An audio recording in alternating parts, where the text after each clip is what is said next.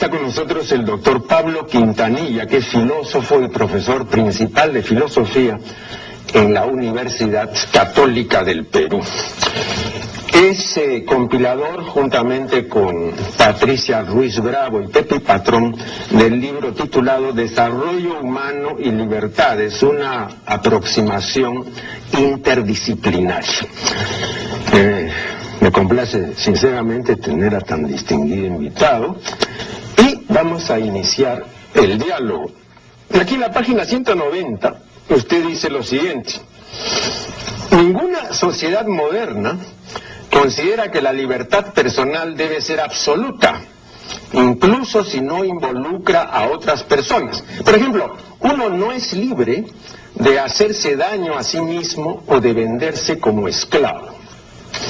Bien, vea usted, yo hace muchos años leí el libro de Karl Menninger titulado Man Against Himself, el hombre contra sí mismo.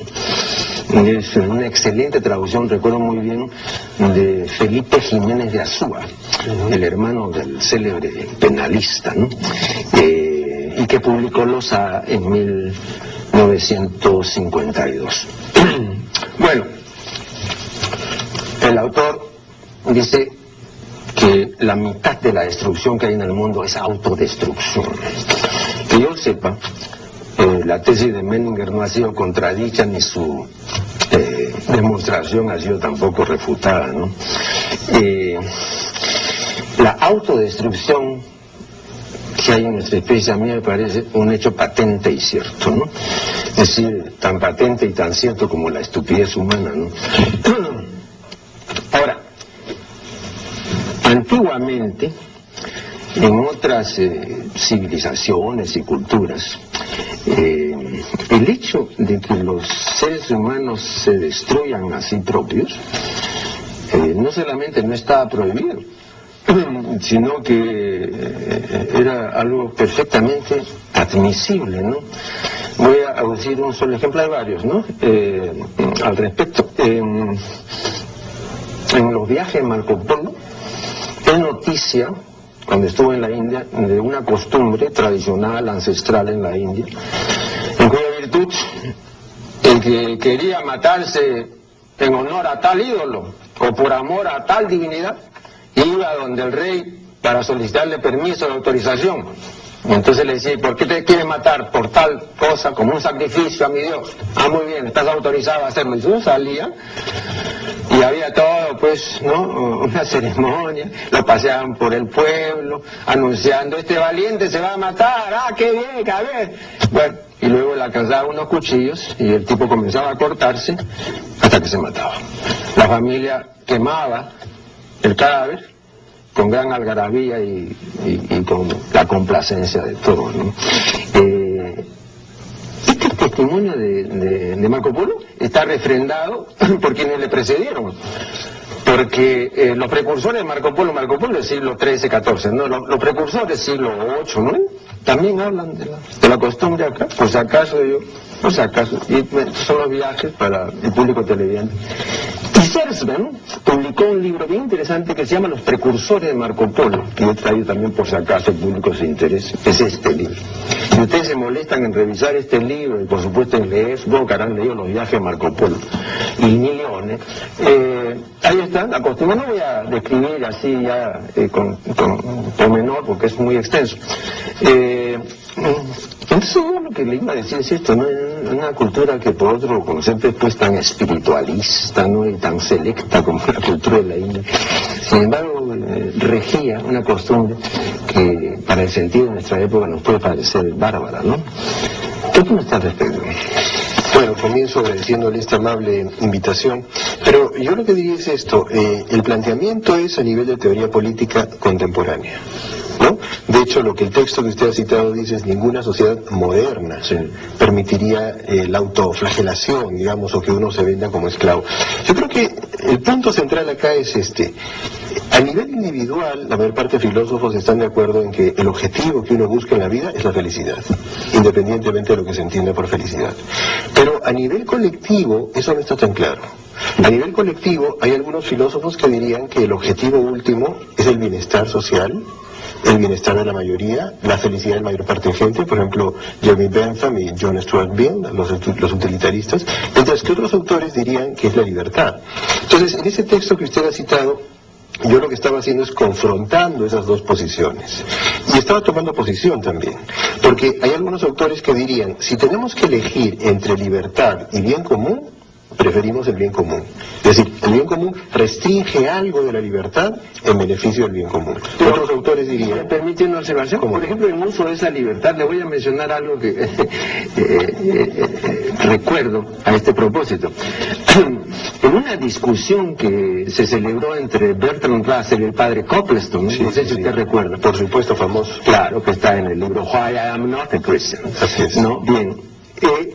Russell le dice a Copleston, y Copleston le dice, le creo, que en el Japón, el éxito de una novela se demuestra por la cantidad de suicidios que la lectura de esa novela ha ocasionado.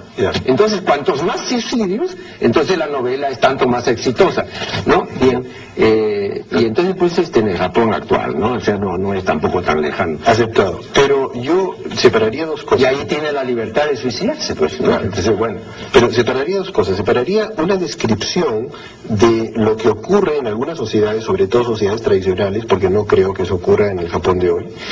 Y en segundo lugar, separaría de lo que ocurre en la teoría política. Es decir, lo que los filósofos, Rawls, Nozick, en fin, los diversos... Pero cuando usted dice que seguramente ocurrió antes y no creo que ocurra hoy, la lectura que podría hacer yo es porque lo que ocurría antes le parece mal a usted. No.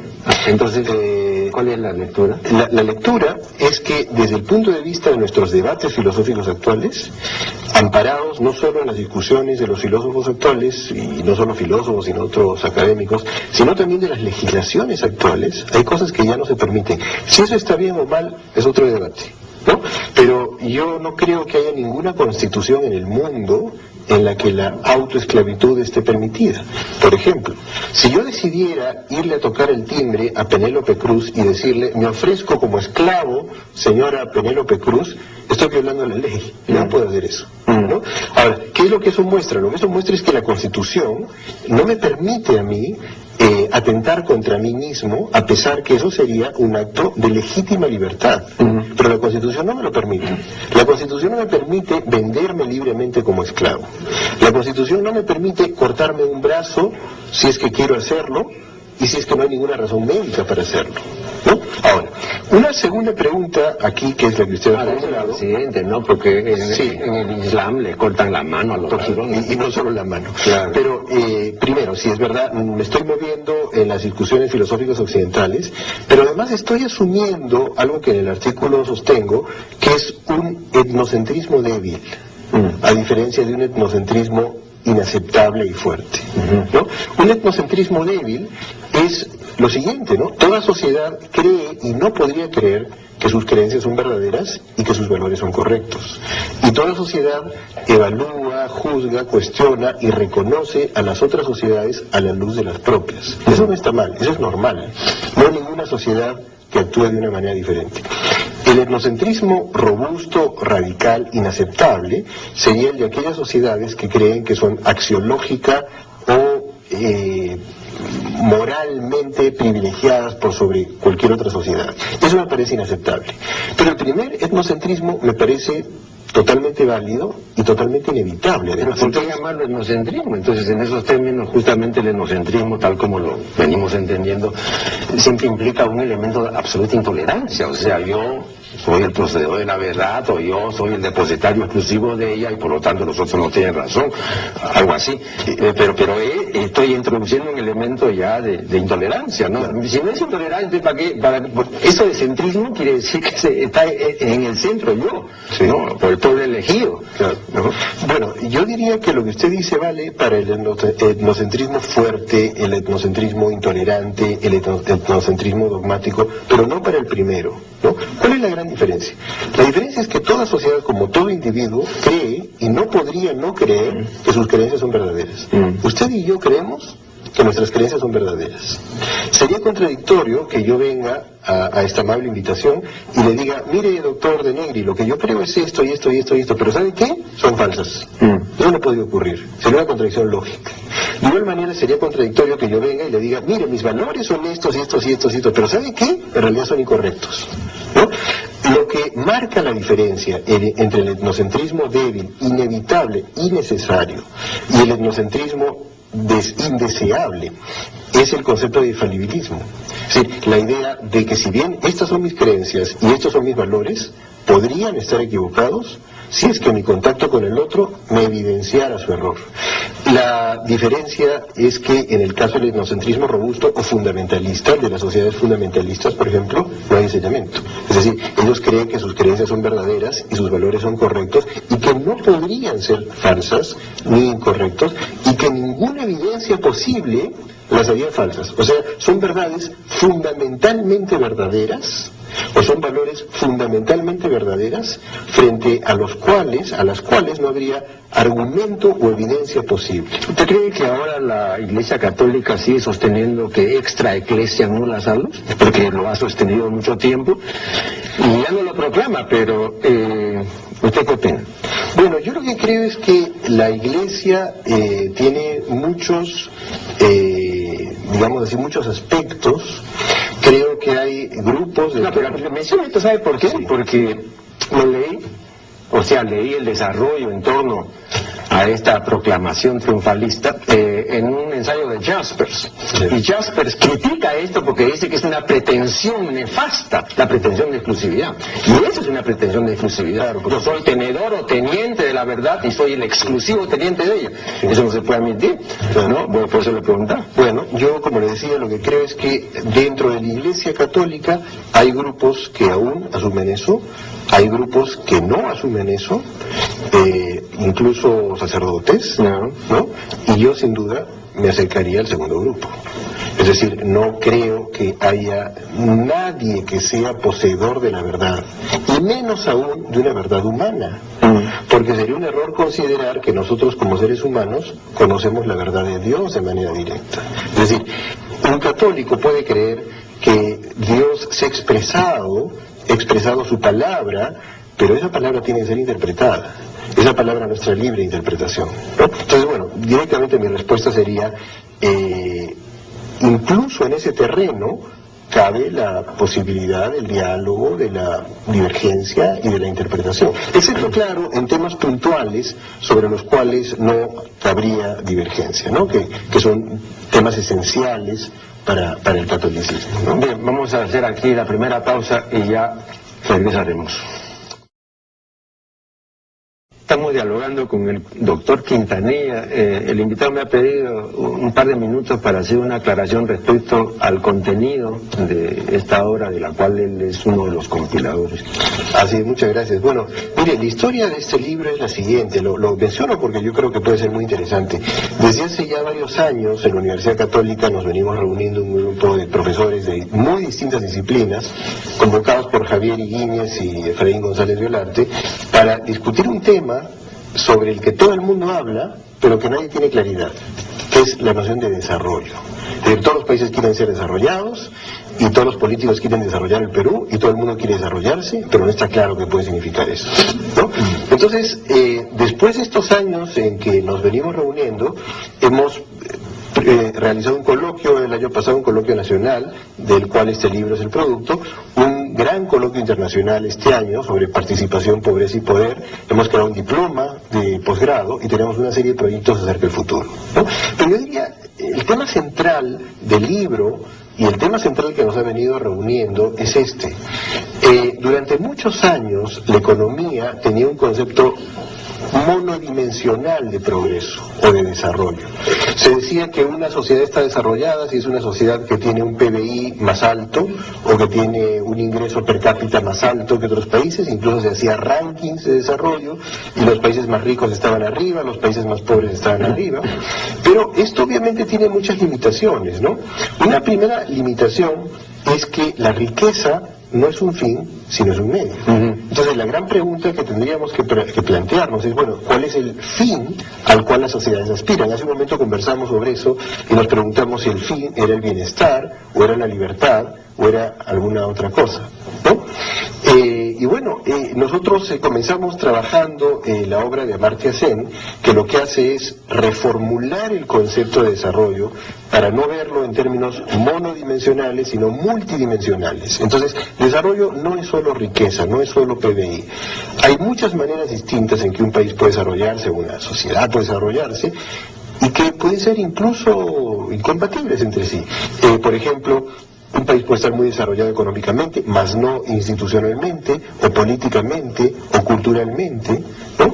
Entonces, eso hace que el desarrollo se vea de una manera diferente. Lo que hemos venido discutiendo a partir de la obra de Amartya Sen es cómo el desarrollo debería verse sobre todo en términos de ampliación de libertades. Es decir, una sociedad está más desarrollada que otras cuando es una sociedad donde sus miembros tienen la capacidad de realizar sus libertades de una manera apropiada. ¿Y qué cosa significa realizar sus libertades? Significa vivir el tipo de vida que uno tiene razones para valorar. Este es el modelo de las capacidades de Amartya Sen, ¿no? Y hay un punto más que me gustaría mencionar. Una observación. Sí. Ve usted, en la China antigua no había libertad en este sentido que usted acaba de mencionar. Sí. Y sin embargo, el arte chino verdaderamente valioso corresponde a todas esas dinastías que nunca brindaron libertad al pueblo chino. De modo que no hay una correspondencia entre el hecho de haber libertades entre los integrantes de una nación o de una cultura, ¿no? Y lo que produzcan, ¿no? Claro, lo cual probaría lo que yo venía diciendo, que una sociedad puede ser desarrollada en un aspecto, por ejemplo artístico, pero no en otro aspecto. Ah, claro. ¿No? Eso, una primera cosa. Y lo segundo es que quiero insistir en que estamos hablando de desarrollo en el sentido académico contemporáneo. Es el sentido en que hay una suerte de sentido común contemporáneo entre los intelectuales, los filósofos, los economistas, que es la base de la pregunta sobre cuál es el desarrollo, ¿no? Entonces, lo que uno podría decir es que un país está más desarrollado en la medida en que hay más posibilidades de actualización o de realización de las libertades de los individuos. Pero hay un punto importante ahí. Obviamente la pregunta que uno se formulará es, bueno, ¿y qué cosa es libertad? Una respuesta bastante simplona sería decir, bueno, uno es libre cuando puede elegir entre distintas opciones.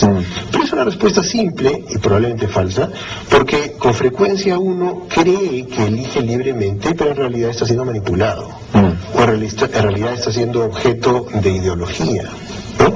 Entonces, creo que sería más apropiado decir que la libertad es la capacidad de elegir libremente, pero donde además uno tiene la posibilidad de conocer los condicionamientos que están de alguna manera afectando, gobernando su comportamiento, ¿no? Entonces yo vería una suerte de ecuación que sería desarrollo, libertad, autoconocimiento. El mayor desarrollo implica mayor libertad, y la mayor libertad implica mayor conocimiento. Le voy a poner un ejemplo concreto. Una persona en el Perú puede tener la libertad de comprarse una casa de $350,000. Tiene la libertad negativa de hacerlo, en el sentido que no hay ninguna ley que lo prohíba. Pero si esa persona es pobre, no va a poder comprarse una casa de $350,000. Entonces no es libre de hacerlo, ¿no? El problema, por tanto, con el subdesarrollo, el problema central con la pobreza es que la gente pobre no es libre. Es una ausencia de libertad, es una carencia de libertad, es la carencia de poder realizar el tipo de vida que esa persona quiere realizar. Entonces, el modelo en el que nosotros venimos trabajando, que es el modelo abordado en este libro fundamentalmente, es ese, el modelo de las capacidades, donde el progreso debe verse no en términos únicamente de desarrollo económico, sino en términos de realización de posibilidades, realización de capacidades. Bien, ¿qué Pepe Patrón, en la página 38 de este libro, dice que todos los seres humanos, pobres y ricos, mujeres y hombres, habitantes de la ciudad o del campo, entre muchas posibles diferencias y desigualdades, son fundamentalmente iguales en valor. Y ello significa dar un paso radical que nos aleja de un relativismo cultural normativo, de acuerdo al cual el estándar último de lo que es correcto para el individuo o grupo debe derivar de las tradiciones internas de dicho grupo. Bueno, no bien leí esto, no recordé el vals de Felipe Pingo, el plebeyo, ¿no? El compositor se queja ante Dios y le dice: Señor, ¿por qué los seres no son de igual valor? ¿No? Porque mi sangre, aunque plebeya, también tiñe de rojo, ¿no? Estimado Señor, si todos fuéramos de igual valor, ¿cuál sería entonces la diferencia entre la Madre Teresa y Abimael Guzmán? Ok. Pues mire, en realidad todos somos diferentes, no somos iguales, es un mito suponer que somos iguales, pero hay un sentido en que deberíamos serlo: igualdad de derechos e igualdad de oportunidades. Es obvio que hay algunas personas más inteligentes que otras, es obvio que hay personas más capaces para algunas cosas que otras, es obvio que hay personas más talentosas para el arte que otras. Pero pues, tal como está fraseado este texto de Pepe Patrón, aquí el asunto es, ¿no?, de que somos de igual valor, no, claro. No es que somos iguales ante la ley o tenemos los mismos derechos, no, sí. Ahí hay una diferencia, no, acá somos, claro. Por eso le digo yo, no, si somos, tal como lo formula ella, por eso le pedía una aclaración, ¿no? Sí. Porque así, tal como está formulado, entonces la Madre Teresa de Calcuta tiene el mismo valor que Abimael Guzmán. Bueno, yo diría lo siguiente, en términos de que ambos son seres humanos, tienen los mismos derechos y deberían tener las mismas oportunidades, independientemente de que uno sea el tipo de persona que es y el otro sea el tipo de persona que es. Pero como ahora independiente. Ahora, obviamente tienen valores diferentes, es decir, la Madre Teresa tiene un valor moral que es muy superior a los valores morales de Abimael Guzmán. Y no solo eso, sino el aporte al mundo que ha hecho la Madre Teresa es indescriptiblemente mayor que todo lo contrario que ha hecho. Ahora, yo pongo este caso de la Madre Teresa y de Guzmán solamente porque, bueno, son personajes ¿no?, que todos conocemos, pero acá se está hablando en general, no de tal o cual persona, sí, no, por supuesto. Tenemos, bueno, y yo estoy de acuerdo con eso, ¿no? Yo estoy de acuerdo que en tanto derechos y en tanto oportunidades debió aclararse. Se refiere, digamos, el valor, tener los mismos derechos, las mismas oportunidades, eso. Puede ser un asunto de fraseo, puede ser un asunto de redacción, ¿no? Bueno, en todo caso, me va a permitir, me están pidiendo una nueva interrupción, de modo que ya volveremos. ¿Cómo no sé? Estamos dialogando con el doctor Quintanilla. Aquí en la página 66, Gonzalo Gamio cita una declaración de Mario Vargas Llosa que dice así: el multiculturalismo parte de un supuesto falso que hay que rechazar sin equívocos, que todas las culturas, por el simple hecho de existir, son equivalentes y respetables. Bueno, aquí Vargas Llosa se erige en juez, ¿no? Y debemos suponer, pues, fundadamente que el juez Vargas Llosa tiene los elementos de juicio que le permiten distinguir las culturas respetables de las no respetables. Voy a ejemplificar eso, pero antes quisiera que usted me diga, ¿qué opina de esta cita? A mí me ha parecido absolutamente inadmisible. Pues yo creo también que todas las culturas son equivalentes en valor, nuevamente en derechos y en oportunidades, ¿no? Es obvio que hay culturas que han desarrollado aspectos que otras no han desarrollado, es decir, la cultura occidental está en capacidad de mandar una nave espacial a la Luna, mientras que las comunidades amazónicas peruanas no están en condiciones de hacer eso. Pero acá Vargas Llosa hablan de que algunas son, ¿no?, respetables y otras no. Sí. Le voy a poner un caso. Estoy total desacuerdo. Pero le voy a poner el caso que pone él mismo, sí, ¿no? Aunque no en este texto, ¿no? El caso de Bangladesh, ¿no?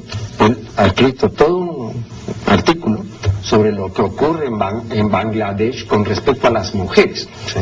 Los hombres, por diferentes razones o sin razones, pueden en Bangladesh echar ácido en la cara de las mujeres y no por eso cometen un delito, a pesar de que ya al haberles echado ácido sulfúrico en la cara las han desfigurado para siempre. Rara vez, dice Vargas Llosa, que noticia de esta práctica, rara vez son penados, y cuando lo son, todo se reduce al pago de una multa de $5. Tampoco serían, por esta sola razón, la cultura de Bangladesh no sería respetable.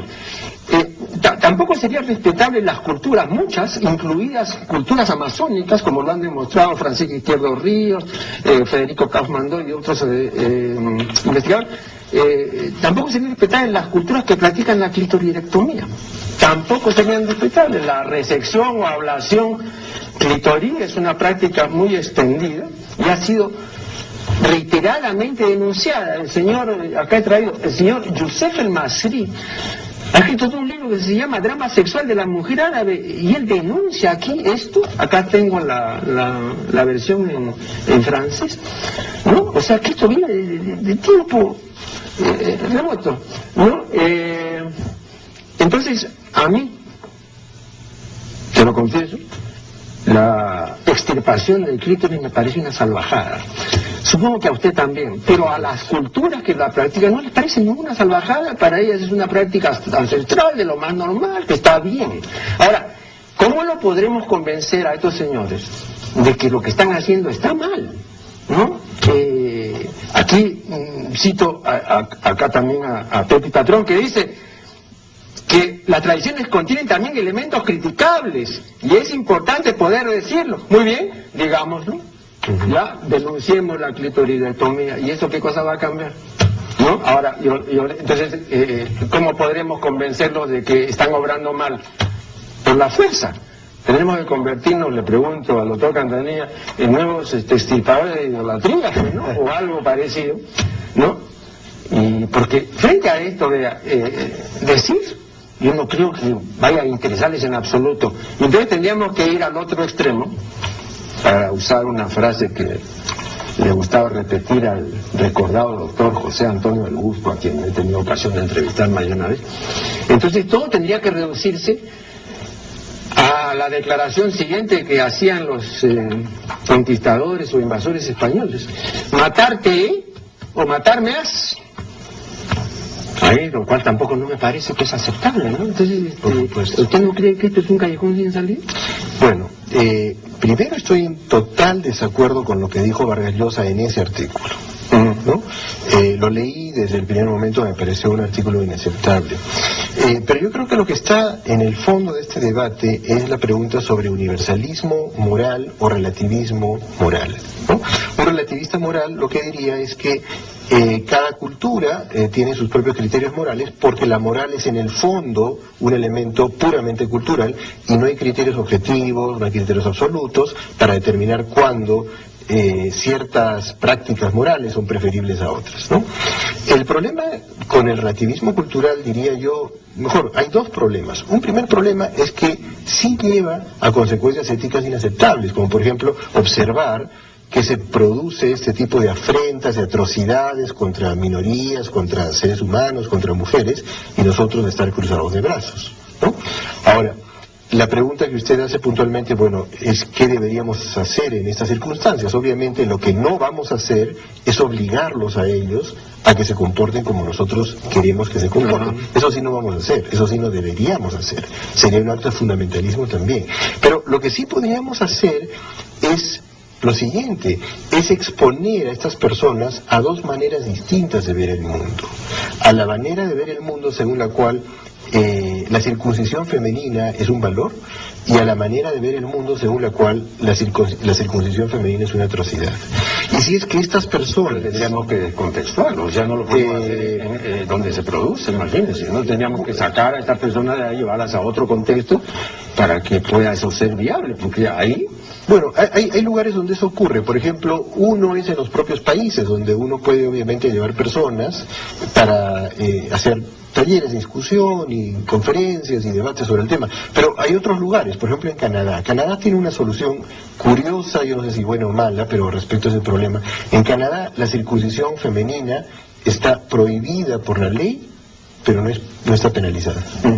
Entonces, el gobierno canadiense no acepta la circuncisión femenina, pero si se practica, no lo penaliza, ¿no? Claro, uno podría decir es lavarse las manos a la manera de Pilatos, ¿no? Pero es la salida que han adoptado los canadienses. Ahora, yo me encontraría cerca de la posición de Pepi Patrón, porque lo que ella dice básicamente es que hay un conjunto de valores o de criterios considerados universales por nosotros, siendo nosotros o bien la cultura occidental, o bien usted y yo, o bien yo. Es decir, alguien situado históricamente, situado en una perspectiva, tiene todo el derecho de hacer juicios morales respecto de otras personas. Que yo diga que la circuncisión femenina es aborrecible, es una atrocidad, no me convierte en un fundamentalista. Simplemente me convierte en una persona que tiene creencias y que tiene juicios de valor, ¿no? Lo que me convertiría en un fundamentalista es que vaya con mis tanques y con mis misiles Tomahawk y los destruya por creer una cosa distinta a la que yo creo, ¿no? Ahora, lo que yo podría creer que estoy obligado a hacer es eventualmente participar en un debate al respecto, escribir un libro, participar en mecanismos de educación, pero eso es todo lo que yo debo hacer. No me siento... Seguimos en la misma. Porque eso, repito, no veo cómo va a cambiar una práctica ancestral, tradicional, sumamente arraigada, que defendía por las propias mujeres. Eso es peor también. Claro. O sea, ni siquiera las mujeres, ¿no es cierto? Fíjese, ese es un caso... Claro, las que se sienten y que son afrentadas, ni siquiera ellas son las que se van. Ese es un caso muy interesante de lo que decía hace un rato, y es que si las propias mujeres están de acuerdo con la circuncisión femenina, es probablemente porque están ideologizadas, es probablemente porque están manipuladas intelectualmente, es posible que hayan tenido un lavado cerebral desde muy niñas, ¿no? Y entonces no son libres para elegir. Y entonces tampoco es que nosotros debamos reconocer libertad donde no hay libertad. Ahora, insisto... Pero nosotros reconocemos en Occidente, y sí lo he dicho otras veces, por ejemplo, ¿no? Aunque sin declararlo, ¿no? Y es algo que no debiéramos reconocer, y yo lo he denunciado, la libertad para embrutecer a la gente vía los medios de comunicación. Sí. Bueno, no está penado y uno puede hacer lo que la ley no prohíbe, no está prohibido pues embrutecer a la gente. Por lo tanto, toda la basura televisiva que se esparce todos los días, todas las horas, obra dañinamente. Sí. Y sin embargo, ¿qué medidas se toman? Ninguna. Bueno, ahí yo creo que usted tiene toda la razón, y yo creo que ahí el Estado es el que tiene que intervenir, no prohibiendo otras formas de difusión anticultural, sino generando formas de difusión cultural. Es decir, el Estado tiene que tener un rol docente. El Estado no es simplemente un administrador de los fondos públicos, el Estado tiene que tener un rol docente. Y tiene que haber canales de televisión, como este por ejemplo, que expongan contenidos culturales, que hagan trabajos de debate, de discusión, y ese es el rol que tiene el Estado. Ahora, yo entiendo cuál es su posición, entiendo cuál es su malestar. El malestar es, ¿estamos haciendo lo suficiente? Y mi respuesta es, no estamos haciendo lo suficiente. Pero hacer mucho más sería caer también en una forma de fundamentalismo. Es decir, si nosotros fuéramos con nuestros misiles y nuestros tanques y acribilláramos a todos los que practican la circuncisión femenina, obviamente seríamos tan criminales o más como aquellos que la practican, ¿no? Entonces ese no es un mecanismo tampoco. Pero ahora vea usted, doctor Quintanilla, ahora ya va a pasar a la historia, o está pasando a la historia, este tipo de conquista o de intervención. Ahora se hace a través de las transnacionales, las grandes corporaciones y todo. Sí. Entonces ya no hay necesidad de guerrear. Sí. Bueno, perdón, nos están indicando que debemos hacer un nuevo corte. Podríamos hablar de preferencias, como en ciencia, ¿no? De preferencias fundadas. Le voy a poner un ejemplo que pone Mario Bunge. En un laboratorio de análisis químicos, si lo que uno desea es una pesada rápida, entonces es mejor usar la balanza de brazos cortos y no de brazos largos. Esa es una preferencia fundada, perfectamente admisible. Ahora, entre eso y una declaración, por ejemplo, como el odio es bueno, que la podría suscribir Émile Zola, que tiene un ensayo que se llama Mis odios. Y él dice, todo lo que he sido se debe a que he odiado y a que odio. Muy bien, Emil Ludwig dice que el odio puede ser fructífero y creativo. ¿A usted le parece moral? No. En algunas circunstancias... O sea, usted no le da la razón ni a Solá ni a Emil Ludwig, porque pues no, es que es un testimonio, pero perdón, estoy mencionando a un célebre escritor, ¿no? Él ha fructificado por el odio. Sí, no, y no es el único caso. Se dice de un escritor peruano famoso que escribe bien por odio, por ejemplo, ¿no? Bueno, en ese caso, digamos, el odiar tiene un producto valioso, que es una novela. Pero ¿quién es el juez para decir que es valioso? ¿Usted?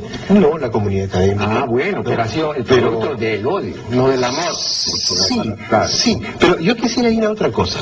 Durante muchos años, por lo menos 150 años, se aceptó casi indiscutiblemente que la moral es un fenómeno estrictamente cultural. Y entonces, como la moral es un fenómeno cultural, y como hay distintas culturas, y no hay criterios para averiguar cuándo una cultura es superior a otra, entonces no hay ningún criterio para averiguar cuándo un código moral es superior a otro. Esa es una forma de relativismo cultural.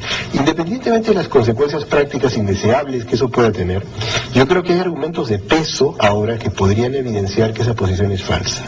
Hay algunos trabajos muy recientes, y cuando digo muy recientes digo el libro de 2006 de Mark Hauser, por ejemplo, se llama Moral Minds, en que sostiene algo muy fuerte. Sostiene lo siguiente: él dice que así como en el cerebro humano, por obra de la adaptación natural, por obra de la selección natural, tenemos un órgano que es encargado del funcionamiento del lenguaje. Y cuando ese órgano falla, entonces el funcionamiento del lenguaje falla. De igual manera, en el cerebro humano tenemos un órgano encargado del comportamiento moral. O sea, el comportamiento moral sería producto de la evolución de la especie y que tendría que ver con lo siguiente: nosotros somos una especie social donde la supervivencia del individuo depende en gran medida de su pertenencia a un grupo social. Para que ese grupo social pueda sobrevivir, es necesario que haya mecanismos de cooperación, de altruismo, de compasión. Pero perdón, ¿no? Más o menos lo que estoy entendiendo, a ver, corríjame si me equivoco, es que nosotros ahora, por ejemplo, somos más morales que el habitante de Lascaux o de Altamira. No se sigue de ahí. De lo que he dicho no se sigue, sin embargo, hay un sentido en que yo estoy de acuerdo con eso. Digamos, de lo que he dicho, no se sigue lógicamente que nosotros seamos más morales que los habitantes de Altamira. No, le digo, ¿sabe por qué? Porque me preguntaron, respecto a la inteligencia, si el hombre actual es más inteligente que el hombre del Paleolítico superior.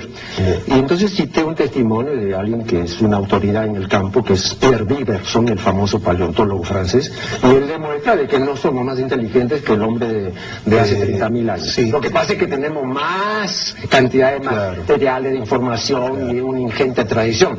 Pero más inteligente no, porque la inteligencia no mejora en 25 ni en 30.000 años. Así es. O sea, es igual, pues, también no van a ser más morales que el hombre de Altamira, ¿no? Sí. Porque es muy corto el trecho. Por eso no acepté que nosotros fuésemos más morales que el hombre de Altamira, ¿no? Además es mentiroso, pues no, porque somos más inmorales. Pero lo que sí diría es lo siguiente, algo que quizá a usted le parezca muy raro y que a mí me hubiera parecido muy raro hace 10 años. Si hace 10 años usted me hubiera invitado y me hubiera dicho, dentro de 10 años va a ser una defensa de la posibilidad de un universalismo moral basado en configuraciones neuronales, y hubiera dicho, eso no va a pasar, yo no voy a decir eso. Pero estoy 10 años después sosteniendo esa posibilidad. No digo que sea así, digo que es una posibilidad. Y la posibilidad es esta: así como la especie ha podido sobrevivir porque ha desarrollado una serie de mecanismos, no solo físicos sino psicológicos muy complejos, ¿no? Aparte de los mecanismos físicos obvios, mecanismos psíquicos muy complejos como la empatía, la capacidad metarepresentacional, la capacidad de simulación, el lenguaje, la inteligencia. Es altamente probable que parte de nuestra condición de posibilidad de supervivencia haya sido desarrollar comportamiento moral. Y si es así, ese comportamiento moral es universal a todos los miembros de la especie Homo sapiens, ¿no? Ahora, serían hechos morales muy específicos y pocos. Por ejemplo, compasión, comportamiento cooperativo, altruismo y simetría. Cosas que podemos encontrar en los niños cuando todavía no están expuestos a una fuerza cultural que los presione en esa dirección, y cosas que podemos estudiar, según algunos primatólogos, en primates superiores. Hay experimentos con chimpancés, con bonobos, con babuinos, que aparentemente muestran comportamiento cooperativo muy fuerte, comportamiento altruista muy fuerte y eventualmente comportamiento compasivo.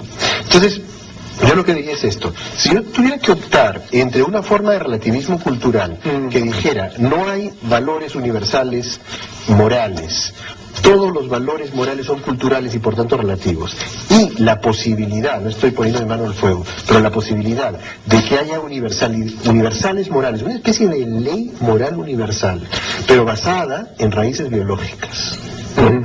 Yo lo que diría es, me inclino porque eso es altamente factible, y es más, mi predicción es que la filosofía, la psicología moral, los estudios primatológicos, la etología de los próximos años va a ir en esa dirección. Yo, en la última entrevista que le hice al doctor Fernando Silva Santisteban, Que tiene un libro sobre el tema, ¿no?, sobre el primate responsable, al final le dije, ¿y qué porvenir le ve usted a la especie humana?